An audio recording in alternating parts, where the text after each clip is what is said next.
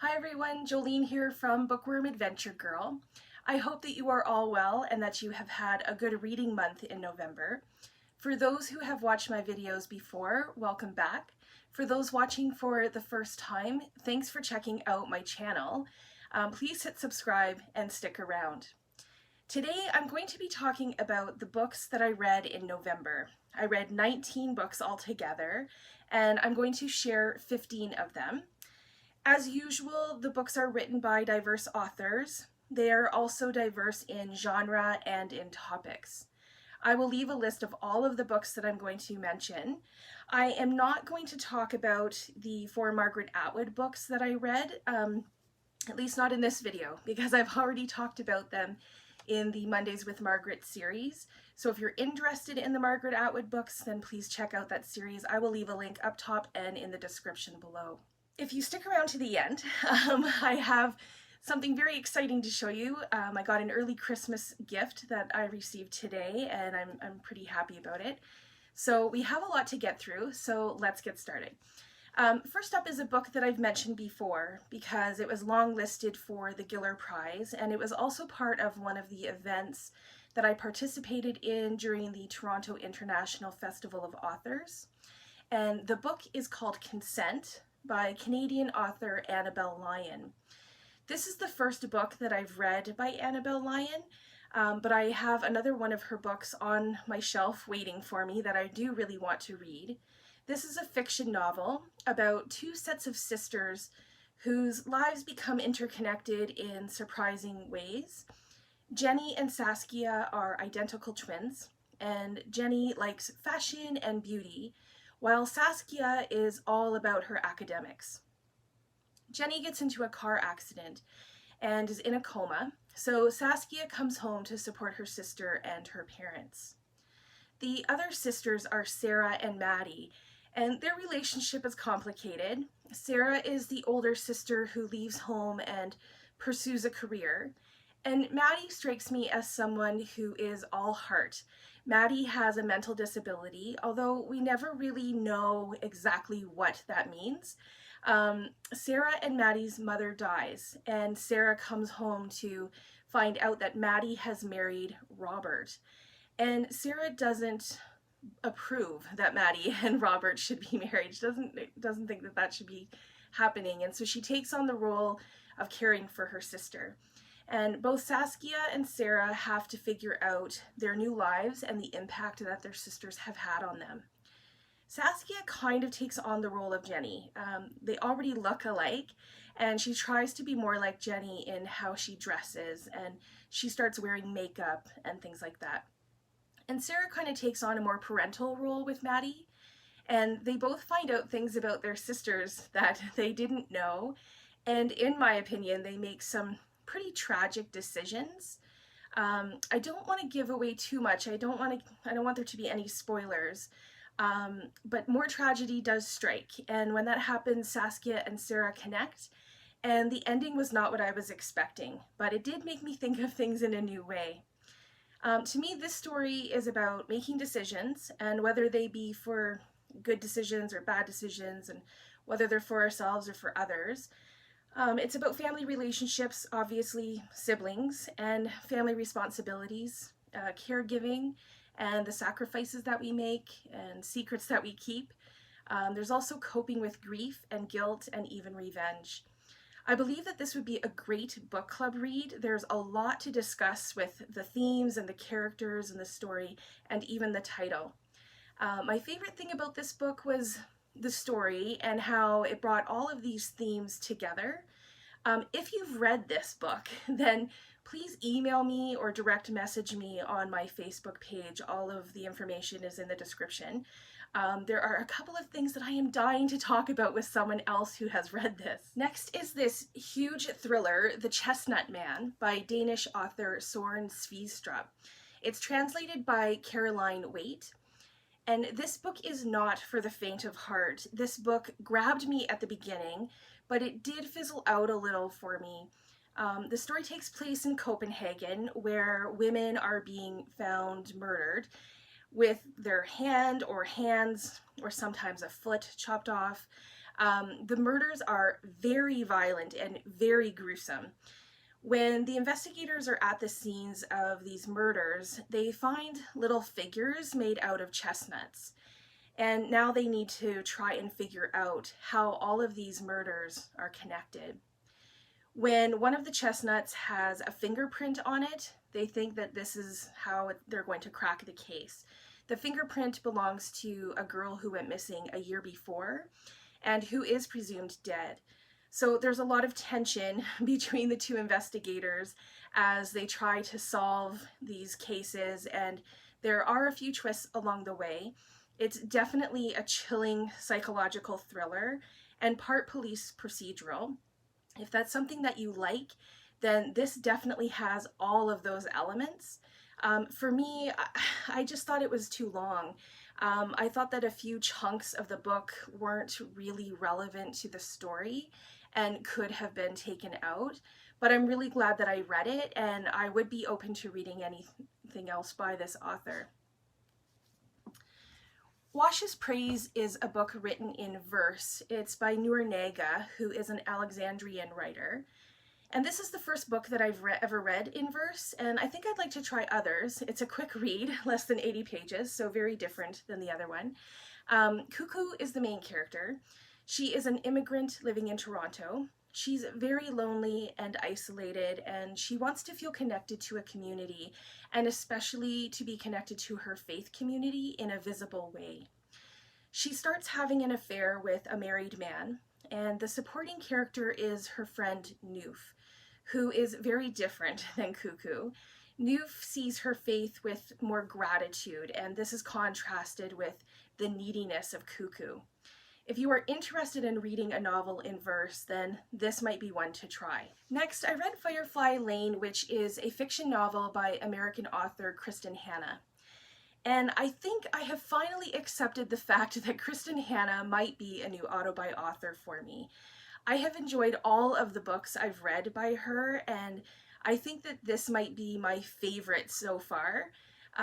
This is a coming-of-age story about two friends, Kate Malarkey, I know it's a very unfortunate last name, Kate and Tully Hart, and they couldn't be any different. Kate doesn't feel like she fits in at school. Her parents are always asking about her life, and Tully is the new kid and the popular kid. There's something really mysterious about her and appealing about her. And Tully is hiding secrets about her past and her mother. Katie and Tully become very good friends and even maintain the friendship when Tully moves away. They kind of plan and dream about growing up together, and they want to work for the same company. But when they get to university, it is Tully who has the motivation and the desire to be successful and make it big in the world. And Kate wants to get married and have children. So although their friendship is really strong, their two worlds do start to separate them a little bit, and then a major betrayal threatens to end the friendship forever. This is a heart-wrenching story. It's being made into a Netflix series, and there is a sequel to the book called Fly Away that I definitely have to read now. The fifth book is a nonfiction or biography by Robert Kolker called Hidden Valley Road: Inside the Mind of an American Family.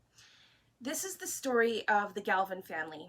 Don and Mimi Galvin begin their family and they move around quite a bit, and eventually they settle in Colorado. They had 10 boys and 2 girls, and Mimi is left to raise the children while Don is in the Air Force and he's not always home. And Mimi is kind of described as being a strict mother with high expectations and not giving the children too much rein. Mimi seemed to enjoy the notoriety of having a large family, especially since her children were seen as perfect examples of how children should be. Even when things weren't okay and they weren't going well, they were dismissed as being the way all children are. So, of course there would be fights and arguments, and that's how boys are. Eventually, one by one, 6 of the boys are diagnosed with schizophrenia, and the perfect life that the Galvin family portrayed was really anything but perfect. There was violence, sexual abuse, and psychological breakdowns. So life for the children who were not diagnosed was not easy either. Each one, were kind of wondering if they would be next. And of course, all of them had to navigate around what was happening inside their family and inside their home. I think it's a very well-researched book. Kolker does a good job, giving some background on the understanding or misunderstandings of schizophrenia at the time. And scientists didn't know if it was environmental, genetic, neurological. And the thoughts on how it should be treated was also very different. Some of the treatments were rather bizarre and some were very cruel. Some psychiatrists lean towards nurture, some lean towards nature, and it would be a long time before the idea that it could actually be a mix of both would be accepted. My heart broke for these children, and I wonder if we've really come any closer to some of the answers that the Galvin family was searching for and that they were really in desperate need of. My favorite part of this book was how Kolker weaved together the family story and the scientific aspect of schizophrenia. And the other thing that was very helpful was that at the beginning of each chapter, there is a list of all of the characters, which is basically the family. And then so there's a list of the family, and then it bolded the names that that chapter focuses on.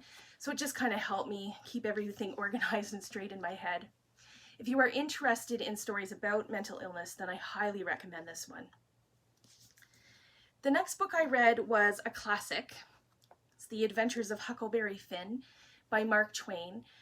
I first read this when I was in university. I took a children's lit class, and it's the sequel to The Adventures of Tom Sawyer. I love the character of Huck. He is a bit of a mischievous, boy, but he also wants to do what is right. His home life is a difficult one. His father is a violent, angry alcoholic. And in the previous book, Tom and Huck find treasure. And this book picks up where Huck's father is trying to get the money from Huck. He eventually, Huck's father eventually kidnaps him and locks him in a cabin where he beats him. And Huck escapes, and people think that he has drowned in the Mississippi River. So that's when Huck finds Jim. And Jim is a slave and also on the run because he has overheard that he is going to be sold to a plantation. So this begins Huck and Jim's, adventure down the river as they are on their raft. And some main topics in this book are adventure, which is obviously a big thing for me, but there's racism and slavery. And I was surprised at how often the N-word is used in this book. I've read that some editions have changed some words, so I'm not sure that I don't remember that maybe the first time I read it, it was a different edition. And I acknowledge that it has more to do with the time that it was written. It was just very jarring at how easily it was used and accepted. So this book is a classic because I think it still resonates with people. It's an adventurous coming-of-age story about friendship and racism, slavery, abuse, and freedom, and these are all topics that we can still relate to today. The next two books that I want to share are memoirs. The first is a medical memoir called Life on the Ground Floor by Dr. James Maskalyk. Dr. Maskalyk is a doctor here in Ontario at Toronto's St. Michael Hospital, and in this memoir he talks about what happens in an ER. The ground floor is where all the action is taking place. People are coming in for emergencies, looking for care, and it's often a matter of life and death. And Dr. Maskalyk not only shares stories from the hospital here in Canada, but he also shares about his experience and work that he's done in Ethiopia. And the subtitle to the book is Letters from the Edge of Emergency Medicine. And so what he does is each chapter is a letter from the alphabet from A to Z, or Z. So here, N is for nutrient. So each one, he kind of reflects on medicine and his life. So I thought that was an interesting approach. He does have another book that I've heard is quite good called 6 Months in Sudan. So I think that will probably be my next read from him. The next memoir is Halfbreed by Maria Campbell. And this has been on my TBR pile for way too long. I am so glad that I finally got to it. Maria Campbell is a Métis author from Saskatchewan. This memoir is powerful. It is not an easy read. Maria shares stories about her childhood, growing up in her community. She is the oldest of 8 children and had to leave school when her mother died so that she could take care of the home and the younger siblings. Maria married very young and she had a daughter, and she shares very intimate stories about her marriage and about how she ended up being a sex worker in Vancouver and how she turned to drugs and alcohol to cope. So I'm giving a very quick description that doesn't even scratch the surface of how much is in this little book. The story has a great impact, and Maria has a way of writing as though it's storytelling, and the terrible experiences are said right alongside the positive experiences.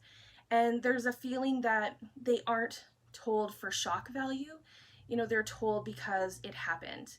And this book is about survival, survival from colonization, oppression, racism, and violence. And this book may have been published in the early 70s, but I think its importance is just as valuable today. So the next book is my book club's pick for December. It is a YA book inspired by the Black Lives Matter movement, and it's called The Hate You Give by Angie Thomas. This book made me feel so many things. One minute I was laughing, and the next it made me so angry. 16-year-old Star is the main character, and I love her. She goes to a fancy prep school, but lives in a poor neighborhood and struggles with how she has to be 2 different people in these environments. And I love her character and her personality and her sense of humor. Her character and really all of the characters are brilliantly written. Star witnesses her friend Khalil get shot and killed by a police officer. And this is the second time one of her friends has died. Her other friend died in a drive-by shooting when she was 10. So Star becomes a key witness of what happened with Khalil. And really she's the only one who can tell the truth, but if she does, it puts her and her family at risk. And there are so many important topics in this book. Racism, systemic racism, and identity, just to name a few. And I think that my book club is going to have a really good discussion around this one. And I'm looking forward to reading the book that Angie Thomas has coming out next year, which is actually a prequel to this book. So I'm looking forward to that. The next book, I have a confession to make. I was a little bit hesitant about it, and I'm not even sure why. And then I started hearing good things about this quartet, and it turns out that I am in love with this book. So I finally read the first of the seasonal quartet, Autumn, by Scottish writer Ali Smith. This is one of the loveliest books I've read all year, and I could kick myself for not reading it sooner. The story begins with a play on words of the opening lines of Dickens' Tale of Two Cities, and this is a beautiful story of a friendship between a young girl named Elizabeth and her neighbor Daniel Gluck. Elizabeth's mother doesn't really seem to understand Elizabeth, but with Daniel, Elizabeth discovers the importance of imagination, and she acquires a love of words and language and books, art, music, and politics. And the first thing that Daniel says to her every time he sees her is, "What are you reading?" And the writing is exquisite. There is poetic, comforting prose. There's no dialogue quotations, but that didn't seem to bother me. It kind of worked in this instance. I just adored everything about this book. It has a perfect autumn feel for it, and I can't wait to start reading the next in the quartet, which is Winter. And I'm actually kind of waiting for a really good snowstorm to sit for a few hours with the pups and drink some hot chocolate and just enjoy some good reading time with that. The next book is another YA novel called This Book Betrays My Brother. It's by Kagiso Lesego Molope. I hope I'm saying that correctly. who is a South African author. And this author was new to me. I didn't know the book was YA, and I didn't know what this story was about, so there were surprises all around. This book takes place in South Africa, and it's a coming-of-age story of the narrator, who is 13-year-old Naledi. She begins by telling the reader about her brother. His name is Bossy, and he was born into a family of women. The fact that he was boy meant that he was adored by his family and their community, and Bossy could really do no wrong. Naledi herself doesn't mind the attention and the love that he's getting because even she admires her older brother so much. And Naledi is interested in clothes and boys, and she's curious about sex, and mostly she looks up to her brother and watches everything that he does as he hangs out with his friends. And their relationship is good. They have each other's back, and they stick up for one another, and they help each other get away with things that their parents wouldn't allow. So the title itself gives away that there is a secret. There's something that we are going to learn about Naledi's brother. And the writing is beautiful. The characters are complex, and the story is set up to draw the reader in and draw you into the family relationships and the friendships, but especially the sibling relationship between Naledi and Bossy. So Naledi witnesses her brother commit a horrifying act, and this changes everything. Naledi knows the truth and is bewildered between what she observed and who she thought her brother was. The themes in the book are very heavy. Rape culture, blame, racism, sexism, violence, and gender roles. And when Naledi's parents and the community defend Bossy, which, their golden child who can do no wrong, there were so many times that I was angry at their words and treatment of Naledi. The story is executed incredibly well, and I think that this is an excellent novel to be added to the Me Too movement literature, and I will definitely be looking at some other books by this author. Next, I have Magic Lessons by Alice Hoffman. Alice Hoffman is one of my favorite authors, and this is the prequel to The Rules of Magic and Practical Magic. I have not read either of those yet, and I'm actually quite happy that I started with this one. This story begins in the mid-1600s when Maria is abandoned as a baby, and she's found by Hannah Owens. And as Maria grows up, Hannah realizes that Maria has a special gift as a seer. And Maria witnesses all of these women secretly seeking help from Hannah, and she discerns that most of the women are seeking help for their problems with love and, the love issues. And so because of this, Maria vows to never let love rule her life. And even though Maria sees real love through her birth mother and father, she still doesn't believe that it exists for her. Eventually, Maria gives birth to her daughter, who is a beautiful redheaded girl named Faith, and Faith also vows to never fall in love. This story brings us from England to Curacao to Massachusetts to New York, and it's a story of magical spells, potions, curses, and witch trials. It is also a story of motherhood and the power of love. Hoffman creates wonderful characters, women who have strength and courage and the ability to harness the power within them. Even the animals, Caden and Keeper, are real in my imagination. The writing is magical itself, and it casts a spell on the reader to kind of enter into this mystical story.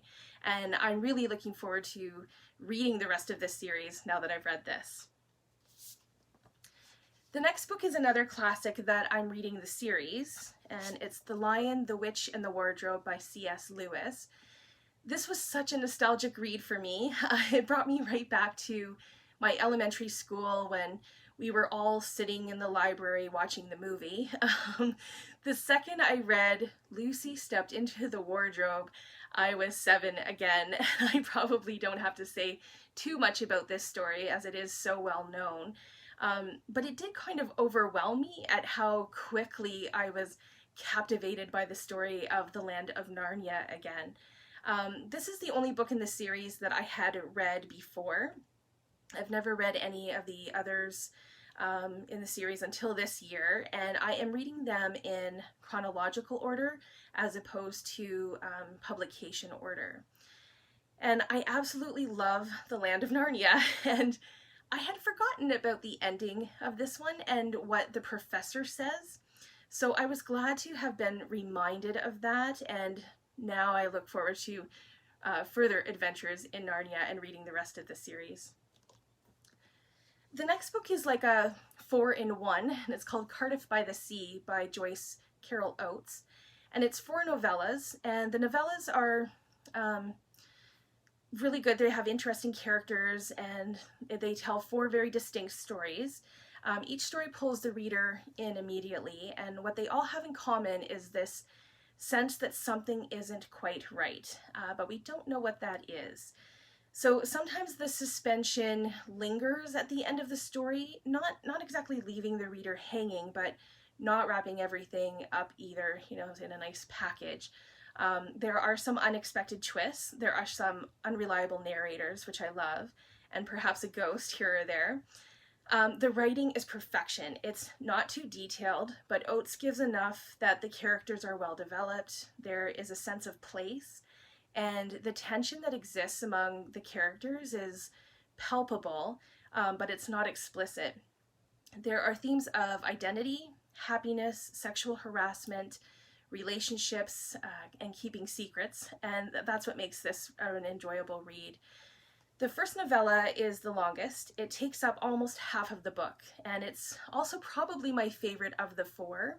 It's the title novella. So in Cardiff by the Sea, 30-year-old Claire Seidel is the beneficiary of a grandmother she's never heard of, and Claire was adopted at the age of 2, and she hasn't really asked a lot of questions about her birth parents. The parents that she had were good parents, but now Claire must go to Cardiff, Maine, and there she stays with family she never knew she had. So she has these 2 great aunts and her uncle Gerard, and I loved how the aunts kind of bantered and bickered back and forth.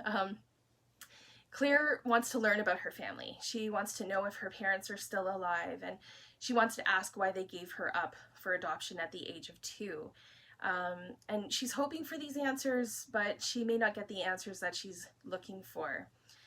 The second novella is called Meow Dow, and it's about 12-year-old Maya, whose life is falling apart. Her father is leaving the family, and Maya thinks that it's her fault. And the only thing that makes Maya happy are these feral cats that roam the neighborhood, and Maya has secretly been feeding them.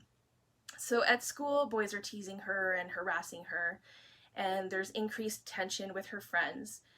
So she's very lonely, but she finds comfort in these feral cats, and she has one that she has taken in as her own.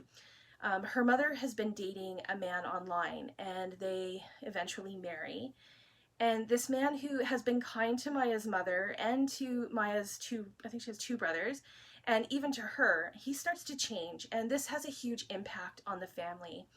And if you've read this book, I want to talk about the ending of this novella, so let me know. The third one is called Phantom Wise, 1972, and it's about 19-year-old Alice Urquhart, who gets pregnant, and the father is her philosophy instructor. So Alice tries to decide what she's going to do. She could have an abortion, she considers committing suicide, but she's hoping that there's a better way. And Roland B. is an older, distinguished poet and professor who takes a liking to Alice, and Alice is impressed by him too. He seems to have connections to all of these great poets of the time. So Roland invites Alice to the poet's house and asks her to be his assistant and archivist. And this begins a beautiful relationship of mutual respect. And Alice thinks that maybe Roland can help her, and he is willing to, but then Roland becomes quite ill, and Alice cares for him and visits him daily at the hospital. So when her philosophy instructor finally confronts her, she knows that she has to tell the truth about the baby, and this is another story with some surprising elements. And finally, the last one is called The Surviving Child, and it is about 10-year-old Stefan, who is the surviving child. His mother and sister died by carbon monoxide poisoning 3 years before, and his mother was a notorious poet. She didn't leave a suicide note, and Stefan was originally in the car. So there's all these questions about, like, did the mother change her mind? You know, why did she end up leaving him for his father to be found? And his father, Alexander, is remarrying a woman named Elizabeth. Elizabeth tries to find ways to connect with her new stepson, who is quiet and mysterious and just has some odd behaviors. Elizabeth wants so badly to be liked and maybe even loved by Stefan. So her new husband has a harshness that Elizabeth doesn't like, and he becomes distant and is away a lot, which leaves Elizabeth alone in the house.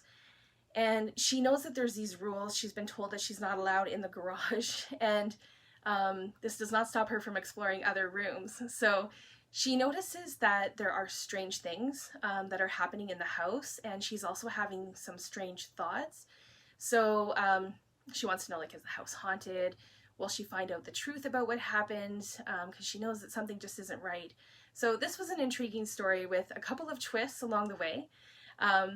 And my last read of November was a suspense, mystery, or thriller, The Night Olivia Fell by Christina McDonald, who I think she now lives in England, but I think she's originally from the US. I'm not positive about that. I really liked this book. I liked the premise of it. The book starts with Abby Knight getting a phone call, and there has been an accident, and her daughter Olivia is in the hospital and has irreversible brain damage from a fall. And they can't turn off life support because Olivia is pregnant.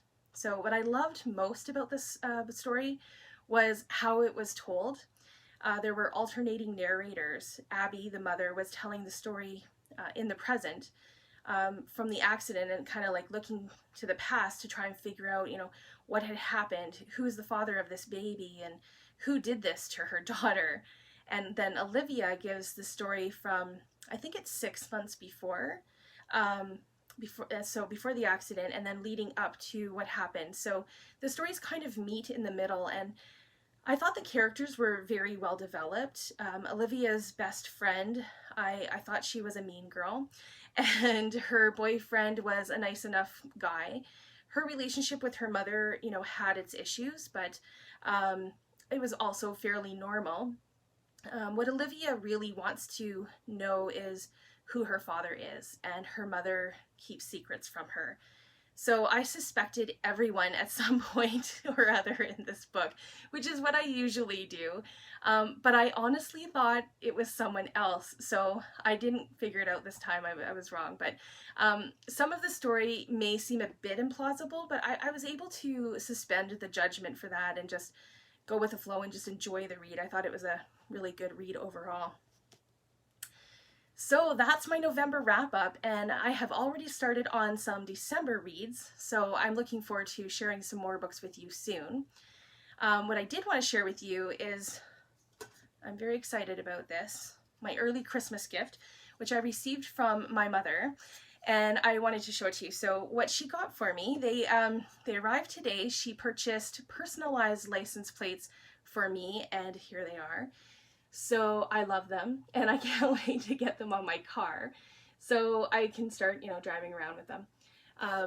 Let me know if you've received any early Christmas gifts, or if you are wishing for any bookish items this holiday season. I will leave a list of all of the books that I mentioned in this video in the description below. Please let me know if you've read any of these, if you have any interest in any of these.